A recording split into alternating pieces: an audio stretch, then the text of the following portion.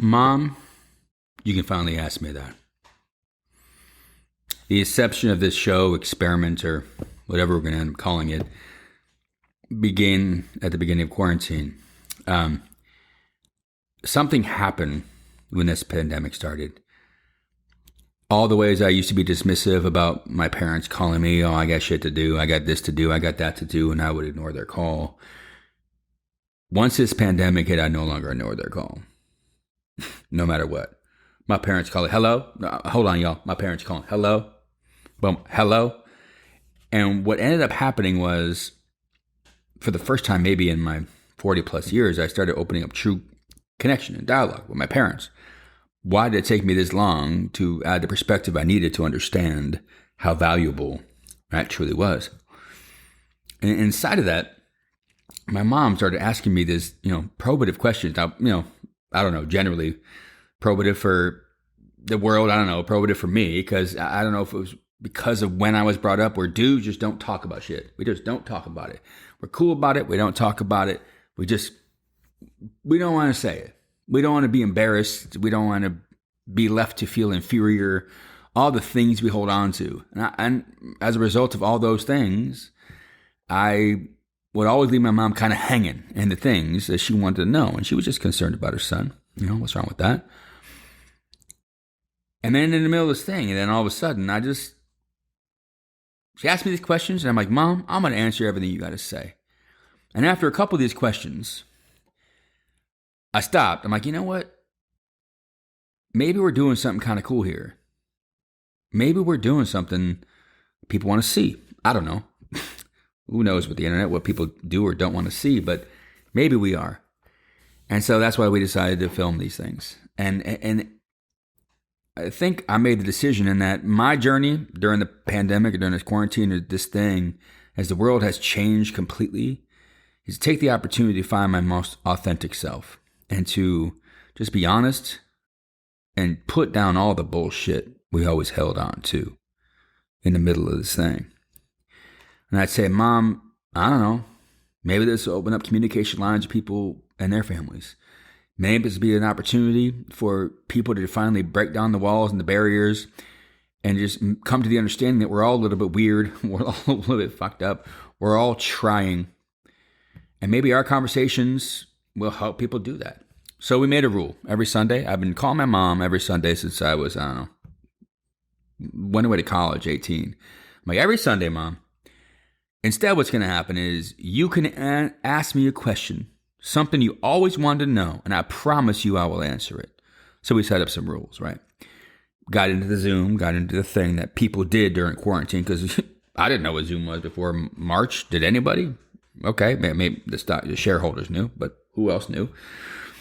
And then got my little setup. Got my microphone, got my headphones. I'm like, Mom, we're going to create an expression between ourselves. I don't know if anyone will watch it, but we're going to try. And I'm going to give you an opportunity to ask me whatever the hell you want to ask me over these past 40 plus years. And nothing's off the table. And I promise you I will answer that as honestly as possible. So what you'll see is that experiment taking place. And it's it's been beautiful so far. That's all I can say. And that I'm so happy to have connected with my mom. My dad, he has questions too. They'll come up. Anyone, and just putting down all the bullshit and just letting her know that I'm open, I'm available, and nothing else matters except for the connection we have. And if this pandemic has put anything in perspective, it's that the things that are important have come to light in such a spectacular way.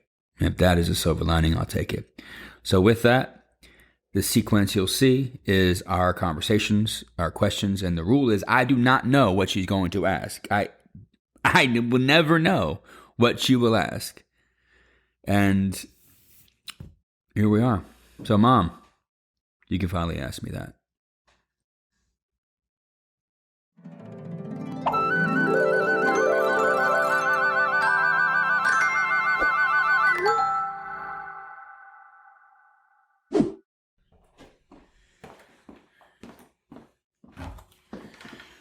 All right. Sundays with Mom. Here we go. Hey, Mamo. Hey, Vic, Bud, what's up? How you doing over? I like your blue scarf. You're looking hot right now. Making it happen. Thank you. I feel good. I feel good. You feel frisky. How you doing over there in the quarantine? We're good. Like to get rid of some of this weather, but it'll happen. Yeah. It'll happen. Weather in Chicago. That's why you got to move it. That's trying to get you to California. I got to get you out here. Got to get you to places you're in. Like, what are you doing? I'm ready. Okay. I'm ready to go. What else are you ready for? All right.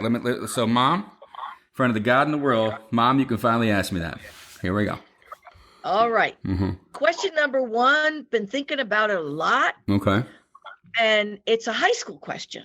Okay. How many times did you sneak out after curfew? And during those times, what was the most outrageous thing you might have done? Coming out hot. All right. Shit. Well, all of high school or just senior year? Honey, you can pick. So, as you know, the house, you remember the house where we always used to go for the parties. The McCutcheons. Oh, okay. Right? We probably so pretty consistently from senior year, from freshman year through senior year, we would do variations of going to their house and then variations of going out. And once in a while, we might have done some pranks to Army and Military Academy, to a couple of things. We might have gotten away with some things. And but generally, I was going to meet a girl. Okay, and you remember Lisa? Yes. Probably can't say her last name. And I was consistently going out to meet Lisa, and we were consistently, falling in love, a little bit of this, little situation. And I say, that's probably my first time in the numbers. 40 times? Like you didn't. You had no idea. I was in and out of there. I had no idea. I was in and out of that house.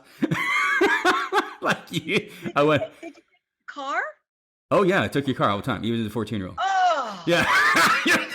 It was gone. That old Mercedes. No. That old Mercedes took so many rides. Remember, you would wake up and the mileage was always a little bit different. So that thing took, took about 700 round trips. Oh my goodness. So, well, I see, as you're sleeping, never would I have guessed that you would have been a bad person. I'm a bad person now. Not done what you should have been doing. Well, Dad was snoring so loud he probably couldn't hear me walk out. That is the truth. He was sawing wood back then, so you couldn't hear me walk out the thing. Did you get caught at all? Did somebody catch you? You didn't catch me. I know, but other people? No, that car came in handy. No one knows what happens in the car, and then and that car comes in handy, and then there were situations where I'm officially uncaught. I have nothing. No one ever caught me or us or anything, and we got in and out of that house, in and out of a lot of people's houses, I guess, but there's more of the McCutcheons more than anything. So what time did you get back in? Oh my God! Sometimes right before school. Oh. 6 a.m. I would go right to them, put on the uniform, and go to the military academy. Thank you, Marmy, for the education and sneaking out. Yeah, well, I guess you were good in the trenches. I was good in the trenches. I was good at the stealth movements. So that's That's it. So that's question number 1. Hey, look, I'm sorry for deceiving you all these years, but it was fun and, no harm, no foul, I guess. Right. As long as you didn't get hurt, but I'm still here. Matter. Just my pride. Yeah, you're still there. Perfect. All right. I love you, Mom. I'll talk to you next Sunday. I love you too, honey. Bye. Thanks. Bye. Bye. Okay.